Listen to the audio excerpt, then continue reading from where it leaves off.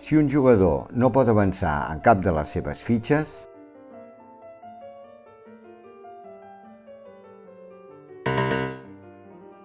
haurà de comptar el número que li ha sortit, però cap enrere i amb la fitxa que vulgui.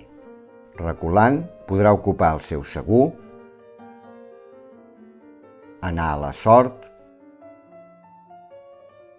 fer parelles o formar figures.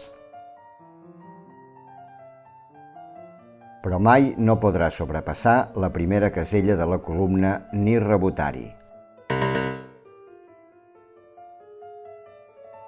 Si ha de recular amb alguna fitxa en concret i no ho pot fer perquè crearia una posició incorrecta,